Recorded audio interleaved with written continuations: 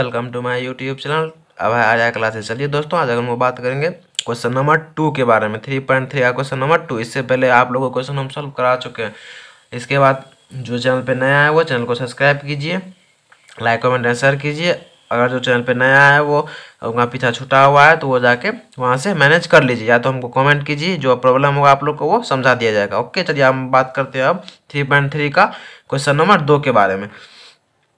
तो ये देखिए दोस्तों, क्वेश्चन नंबर 2 क्या बोल रहा है। 2x + 3y = 11 and 2x - 4y = -24 को हल कीजिए और इससे m का वह मान ज्ञात कीजिए जिसके लिए y = mx + 3 हो। तो दोस्तों चलिए मान ज्ञात करते हैं। मान ज्ञात करने के लिए आंसर लिखना पड़ता है। तो आंसर देखिए, हम लोग को पहला समीकरण यहाँ पे दे चुका है और दूसरा समीकरण भी यहाँ पे हम लोग को दे चुका है। तो यहाँ पे पहला समीकरण हम लिख दिए और दूसरा समीकरण भी हम लोग लिख दिए। तो यहाँ पे देखिए दोस्तों, समीकरण 1 से लेंगे हम लोग। समीकरण 1 देखिए यहाँ पे क्या है, 2x + 3y = 11। तो 2x बराबर देखिए 3y = 11 हो गया। x को हम क्या किया, पंक्षांतर कर लिए तो हम लोग का समीकरण 3 निकल गया। तो समीकरण 3 को क्या किए, समीकरण 2 में क्या किए, जो 3 निकला था x वो क्या किया, मान प्रतिस्थापित कर दिए। प्रतिस्थापन विधि से बोल रहा है हल करने के लिए, इसको बोल रहा है तो प्रतिस्थापन विधि से हल कर लेंगे हम लोग, क्योंकि प्रतिस्थापन विधि से हम लोग अभी तक हल कर चुके हैं, हल करते हुए आए हैं और कर चुके हैं। तो इसलिए प्रतिस्थापन विधि से इसको हल कीजिए। यहाँ देखिए 2x क्या किए, x का मान क्या किए, प्रतिस्थापित कर दिए। तो यहाँ पे देखिए कैलकुलेशन करके हम लोग को y बराबर कितना आया, 5 आ गया। कितना आ गया हम लोग को, y बराबर 5 आ गया। चलिए आप लोग को कैलकुलेशन करने आता है, आप लोग कैलकुलेशन करके देख लीजिएगा। ओके, चलिए देखते हैं अब हम लोग आगे। सो इसके आगे क्या प्रोसेस है।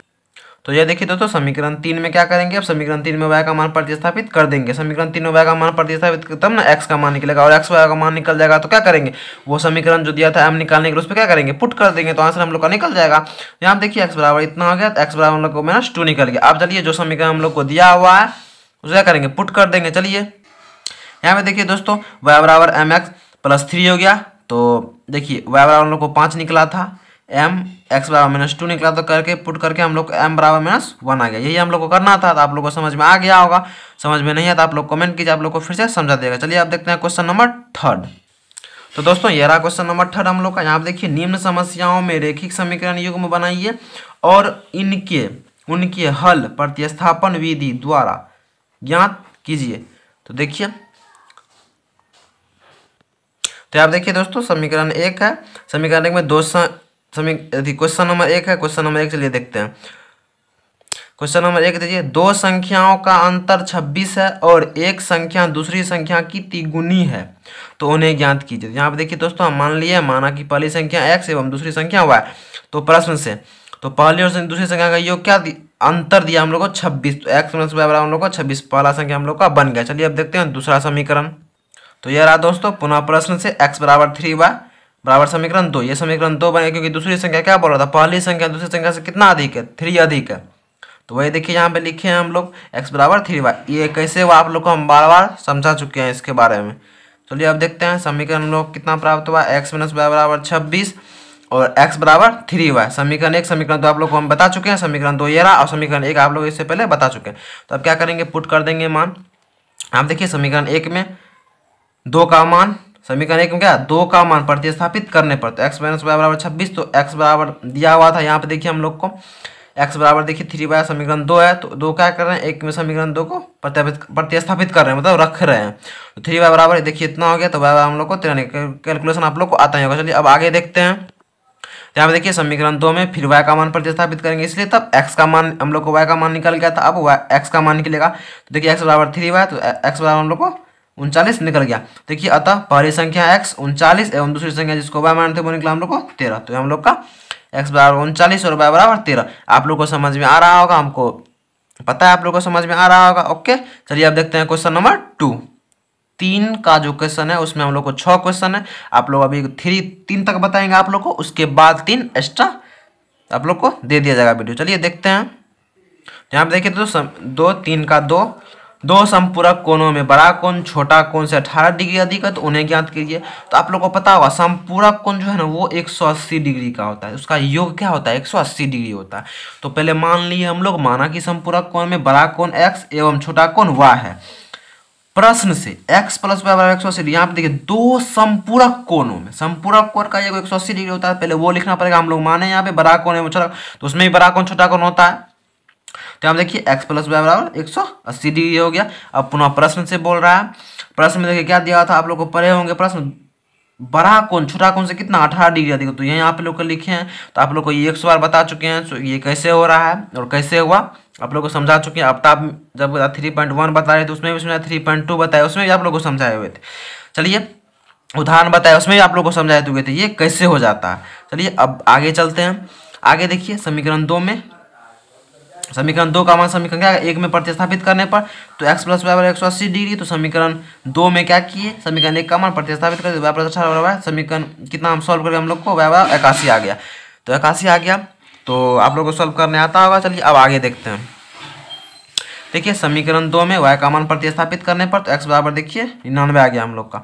तो समीकरण 2 में y का मान प्रतिस्थापित जो y बराबर हम लोग को 81 निकला, वो क्या किया x बराबर हम लोग प्रतिस्थापित किए 2 में, तो हम लोग को x बराबर 39 99 x बराबर कितना 99 निकल गया।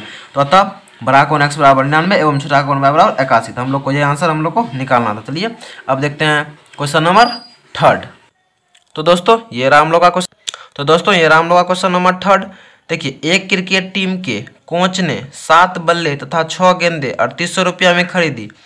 बाद में उसने 3 बल्ले तथा 5 गेंदे 1750 रुपया में खरीदी। प्रत्येक बल्ले एवं प्रत्येक गेंद का मूल्य ज्ञात करने बोल रहा है। ऐसा क्वेश्चन आप लोग को इससे पहले आ चुका है, बट उसमें ग्राफ बनाने बोल रहा था और कोनो प्रतिस्थापन विधि से हल करने भी बोला है। तो जो क्वेश्चन बनाए थे आप ग्राफ विधि से प्रतिस्थापन विधि आप लोग हल भी कर चुके हैं। चलिए इसको देख लेते हैं। माना कि बल्ले का मूल्य x रुपया वहाँ पे माने एवं गेंद का मूल्य y, इससे पहले जो बनाए थे वहाँ पे भी माने थे। तो प्रश्न से 7x प्लस 6y बराबर 3800, मतलब 7 बल्ले और 6 गेंद का कीमत 3800 दिया, वही लिखे हैं। पुनः प्रश्न से 3 गेंदे और 3 बल्ले और 5 गेंद का कीमत कितना है 1750 रुपया दिया हुआ है। क्या दिया है, पुनः प्रश्न से लिए 3 बल्ले और 5 गेंदों का कीमत कितना 1750 रुपया दिया। समीकरण 2 मान लिए। अब समीकरण 1 से लेंगे। तो यहाँ देखिए समीकरण 1 से लिए तो 7x प्लस 6y बराबर 3800 हो गया। तो 7x बराबर 3800 में ना 6y, x बराबर x को पक्षांतर किया तो हम लोग का समीकरण 3 निकल गया। अब आगे देखते हैं। तो यहाँ देखिए समीकरण 2 में x का मान प्रतिस्थापित करने पर तो समीकरण 2 देखिए, समीकरण 2 आप लोग को हम दिखाए थे ऊपर में, समीकरण 2 यहाँ पे भी देखिए दिखाई दे रहा है। तो ये हम लोग का समीकरण 2, इसमें क्या करेंगे x का मान प्रतिस्थापित करेंगे। तो यहाँ पे 3x बराबर 5 हुआ बराबर 750, तो 3x इतना किए। चलिए अब देखते हैं आगे कैलकुलेशन करके कितना आता है। तो दोस्तों ये रहा हम लोग का, देखिए कैलकुलेशन करके सब कुछ करके आप लोग को देख लीजिएगा करके हम लोग कितना निकला, y बराबर 50 निकला। आप लोग को कैलकुलेशन आता ही होगा। तो y बराबर 50 निकला। अब क्या करेंगे x निकालेंगे। चलिए देखते हैं। x निकालने के लिए समीकरण 3 को क्या करना पड़ेगा, y का मान प्रतिस्थापित, समीकरण 3 में y का मान प्रतिस्थापित करना पड़ेगा। तो देखिए प्रतिस्थापित x बराबर हम लोग को 500 आ गया। तो कैलकुलेशन करके कैलकुलेशन आप लोग को आता ही होगा, क्योंकि आप लोग तो 10th स्टैंडर्ड में है, तो कैलकुलेशन आप लोग को आता ही होगा। चलिए अब देखते हैं आगे। अतः देखिए अब क्या बोल रहा है, अतः क्या बोल रहा है, अतः प्रत्येक बल्ले की कीमत x बराबर 500 रुपया एवं प्रत्येक गेंद की कीमत y बराबर 50 रुपया। ठीक है, आप लोग को समझ में आ गया। आप लोग को समझ में नहीं आया तो आप लोग कमेंट कीजिए, आप लोग को बता दिया जाएगा। और चैनल को प्लीज़ सब्सक्राइब कीजिए, लाइक कमेंट एंड शेयर कीजिए। Okay, thank you. चैनल को ज़्यादा से ज़्यादा फैलाइए। आप लोग का इतना आगे बढ़ें, आप लोग का इतना आगे बढ़ेंगे।